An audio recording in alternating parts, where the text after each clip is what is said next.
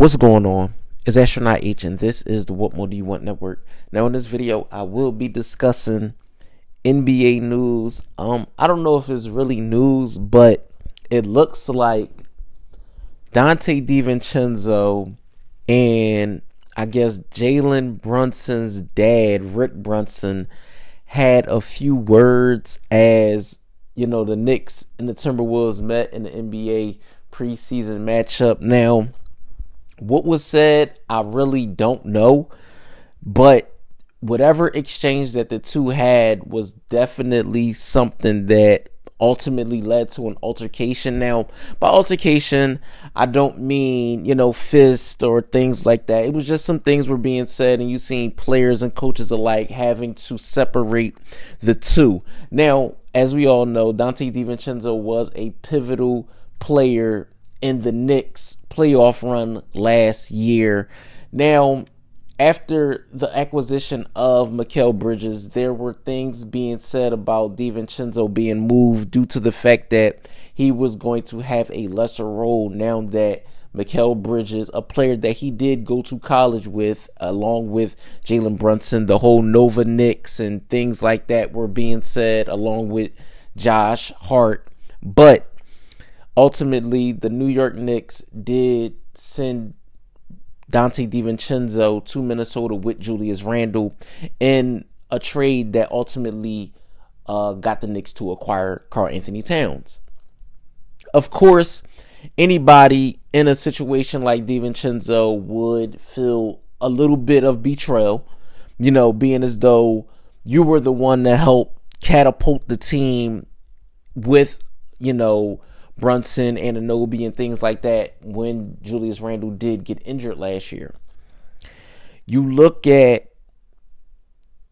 the team that the Knicks ultimately had before the acquisition of Cat, and you looked at that team and you said, this team could do some damage, with the emergence of now Brunson being an all-star and going into that caliber of player.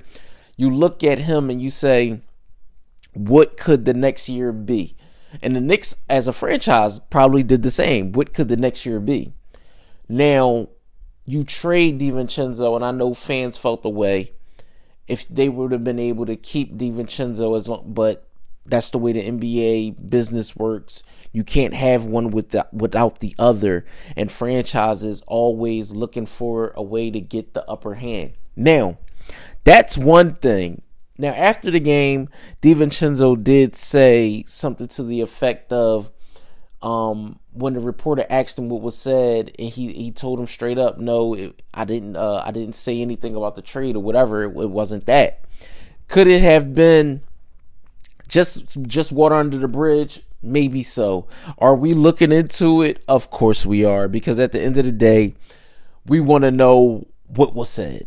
You want to know what was said, because we're almost to the point of the NBA season starting, so tempers are flaring. Guys are being very competitive even at this early stage of the year, right?